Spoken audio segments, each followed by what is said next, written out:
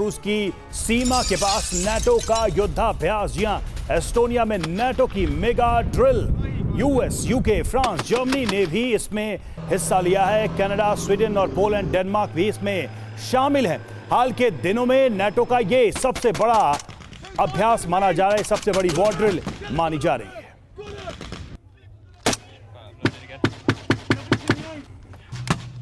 तो इस युद्धाभ्यास की तस्वीरें भी सामने आई हैं। नाटो मेंबर्स और उनकी जो सेना की टुकड़ियां हैं वो इसमें शामिल हुई हैं। खास बात यह है कि रूस की सीमा के पास ये हो रहा है और नाटो के जो छोटे मेंबर्स हैं उनको इसमें बड़ी भूमिका के रूप में दिखाया जा रहा है। ये अपने आप में पुतिन के लिए चिंता की बात है और पुतिन लगातार इसको लेकर आपत्ति भी दर्ज कराते रहे हैं। बाल्टिक देशों के पास इस तरह के अभ्यास को लेकर रूस ने हमेशा चिंताएं जाहिर की।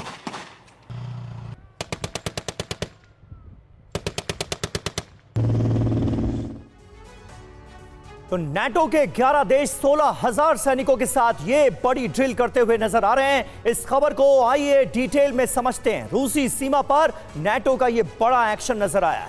नाटो की रूसी सीमा पर गतिविधियां तेज हो गई। रणनीति के तहत एस्टोनिया में युद्धाभ्यास किया जा रहा है। रूस की सीमा से लगा हुआ देश है एस्टोनिया। युद्ध की स्थिति में एस्टोनिया से रूस पर धावा बोला जा सकता है। एस्टोनिया में युद्धाभ्यास से रूस पर एक तरह का दबाव बनाने की भी कोशिश की जा रही है। एस्टोनिया युद्धाभ्यास में खास क्या है ये आप देखिए। जैसा कि हमने आपको बताया 11 नाटो देश इसमें शामिल हैं। 16,000 सैनिक इस वॉर प्रैक्टिस में शिरकत कर रहे हैं। काउंटर अटैक अभ्यास किया जा रहा है। आमने सामने के युद्ध की ट्रेनिंग दी जा रही है।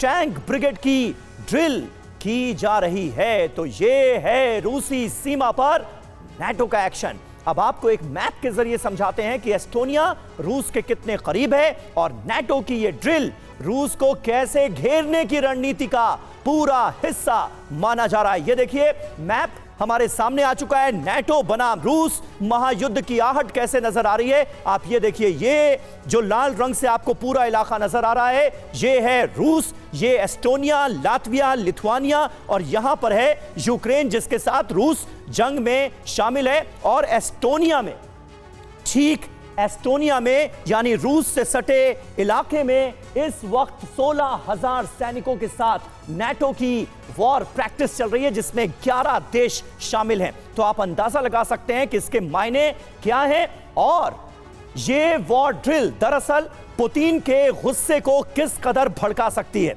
क्योंकि पहले ही ये शक जताया जा रहा है, ये अंदेशा जताया जा रहा है कि आने वाले वक्त में ये मुमकिन है कि बाल्टिक देशों पर रूस अटैक कर दे।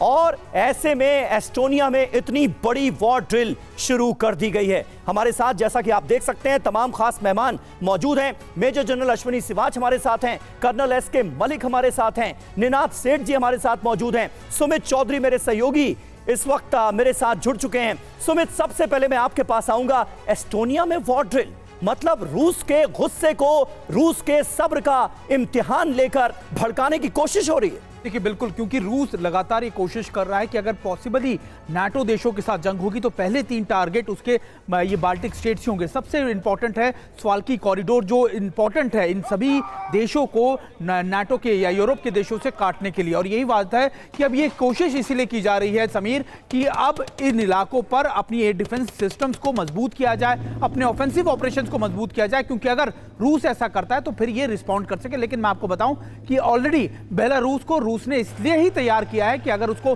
सीधे तौर पर जल्दी से जल्दी ऑपरेशन को स्टार्ट करना हो तो बेलारूस सबसे आगे रहेगा। और ना सिर्फ बाल्टिक स्टेट्स को बल्कि पोलैंड के ऊपर भी अटैक करने की जिम्मेदारी बेलारूस को ही दी जाएगी। बिल्कुल, बेलारूस को स्ट्रॉन्ग करने का मतलब ही है कि पोलैंड और यूक्रेन के ऊपर और ज्यादा दबाव बढ़ाना